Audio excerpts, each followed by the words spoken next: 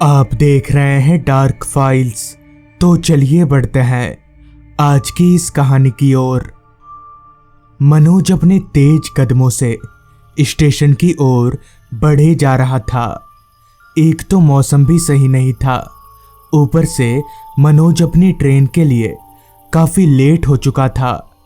सड़क पर भागते भागते मनोज ने एक नज़र घड़ी पर देखा तो रात के 11:15 बज चुके थे और उसकी ट्रेन 10:50 पर थी।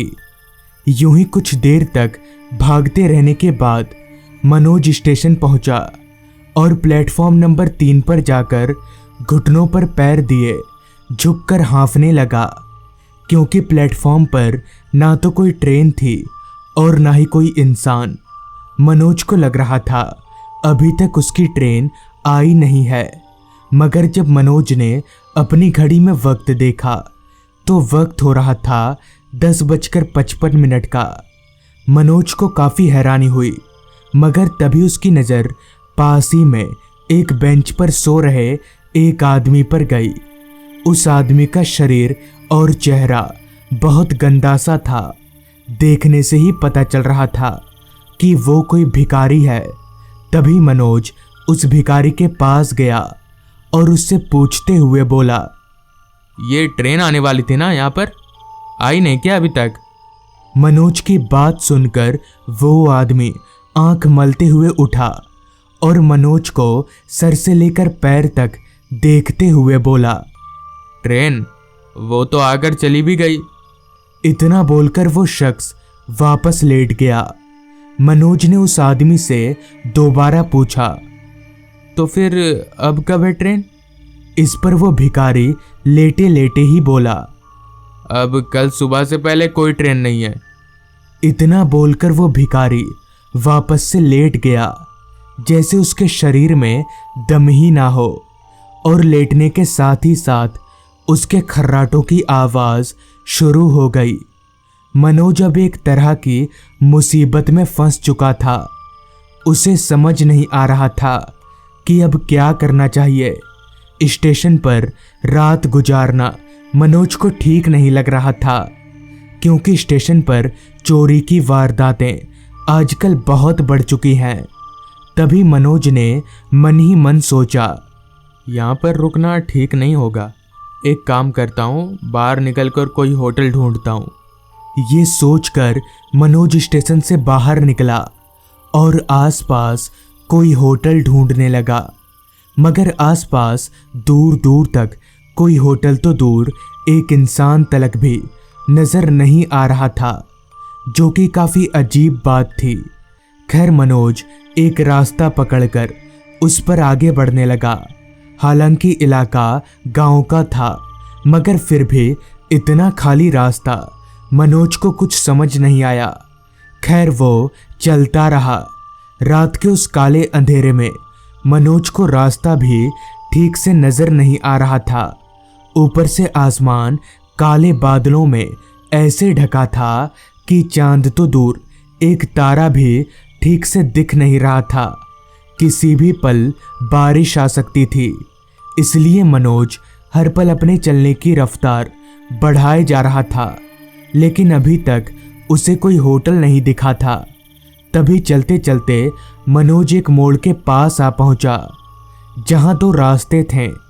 मनोज को समझ नहीं आ रहा था कि अब उसे किस वाले रास्ते पर जाना चाहिए। थोड़ी देर सोच विचार करने के बाद मनोज ने अपनी बाईं तरफ वाला रास्ता चुना और उसी पर चलने लगा। मगर उस रास्ते पर चलते हुए मनोज को ऐसा लग नहीं रहा था कि यहाँ उसे कोई होटल मिलेगा, क्योंकि उस रास्ते के अगल बगल सिर्फ जंगल ही जंगल था। और जब स्टेशन रोड पर कोई होटल नहीं मिला तो यहाँ क्या ही मिलेगा। मगर कुछ आगे जाते ही मनोज की सोच गलत साबित हो गई। रास्ते के एक किनारे पर उसे एक बड़ी सी इमारत नजर आने लगी। मनोज काफ़ी हैरान हुआ, मगर उसे खुशी भी हुई। चलकर जब मनोज उस इमारत के पास गया तब उसने देखा कि इमारत की बाहरी दीवारें बारिश में भीग भीग कर काली पड़ चुकी हैं और दीवारों में छोटी मोटी दरारें भी हैं। मगर वो इमारत इस लायक तो था ही कि मनोज वहां रात भर रुक सके। अभी मनोज इमारत के दरवाजे की ओर बढ़ ही रहा था कि तभी वो दरवाज़ा अपने आप ही खुल गया। अचानक दरवाज़ा खुलने से मनोज थोड़ा चौंक सा गया और उससे भी ज़्यादा हैरानी वाली बात की दरवाज़ा खोलने वाला शख्स वहाँ मौजूद ही नहीं था। खैर, मनोज ने सोचा शायद हवा से खुल गया होगा, इसलिए वो बात को रफा दफा करते हुए घर के अंदर घुस गया। थोड़ी देर पहले तक जिस घर के अंदर घुप अंधेरा छाया हुआ था, मनोज के घुसते ही पता नहीं कैसे घर की सारी लाइटें एकदम से जल उठीं। मनोज ने घर में चारों तरफ देखा, मगर उस घर में कोई नजर नहीं आया। घर की हालत अंदर से ना तो उतनी अच्छी थी और ना ही उतनी खराब, मतलब ये कि घर रहने लायक था। घर 2 मंजिला था। तभी मनोज ने मन ही मन सोचा, इतना बड़ा घर, लाइट भी है, तो फिर कोई रहता नहीं है क्या यहाँ पर? इतना बोलकर मनोज पास ही के एक कमरे में दाखिल हुआ और कमरे में लगे पलंग पर लेट गया। पलंग पर लेटते ही पता नहीं क्यों उसकी थकान एकदम से कम हो गई और नींद ने मनोज को अपने आगोश में ले लिया, जिसके बाद पूरे घर में खामोशी पसर गई। पता नहीं कितनी देर बाद, मगर जब मनोज की आंख खुली तब उसके कानों में एक आवाज़ आ रही थी। वो आवाज़ बारिश की थी। बिस्तर पर लेटे लेटे ही मनोज ने पास वाली खिड़की से बाहर देखा तो वो देखता ही रह गया, क्योंकि उस खिड़की पर एक काली सी परछाई मनोज को घूरे जा रही थी।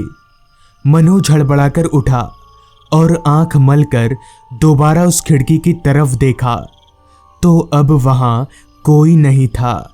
मनोज को लगा शायद ये उसके मन का वहम होगा। प्यास के मारे मनोज का गला सूख चुका था। उसने अपने आसपास देखा, मगर वहां पीने के पानी का नामो निशान तक नहीं था। लिहाजा मनोज अपने कमरे से बाहर निकला और किचन रूम ढूंढने लगा। कुछ देर ढूंढने के बाद उसे किचन रूम दिखा, मगर जैसे ही वो किचन रूम में दाखिल हुआ तो उसके हैरानगी की कोई सीमा ना रही, क्योंकि किचन रूम में नीचे ज़मीन पर बैठकर कोई औरत कुछ चबा रही थी। उस औरत का चेहरा दूसरी तरफ था। तभी हैरानगी में डूबे हुए मनोज ने उस औरत से कहा, जी, आप कौन?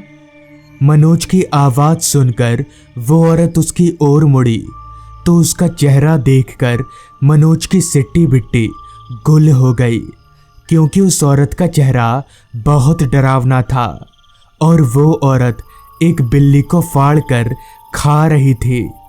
उस औरत के मुंह से खून टपक रहा था और उसकी दोनों आंखें एकदम सफ़ेद थीं। मनोज समझ गया कि यह औरत कोई आम औरत नहीं है। लिहाजा मनोज वहां से भागा, मगर जब वो भाग रहा था तब उसे बहुत से लोगों की हंसने की आवाज़ें आ रही थी। पर इन सारी चीज़ों की परवाह किए बगैर वो भागता ही रहा और घर से दूर जाकर ही रुका। फिर बाद में मनोज को पता चला कि उस घर में पहले एक परिवार रहा करता था, मगर किसी जादू टोने के फेरे में पड़कर सारे परिवार वालों की जान चली गई। तब से उनकी आत्मा उसी घर में भटकती है। तो दोस्तों, ये थी आज की कहानी। अगर आपको ये कहानी अच्छी लगी हो तो चैनल को ज़रूर सब्सक्राइब कर लें। तो मैं आपका दोस्त आर्यन जल्द ही मिलूँगा आपसे ऐसी ही एक कहानी के साथ।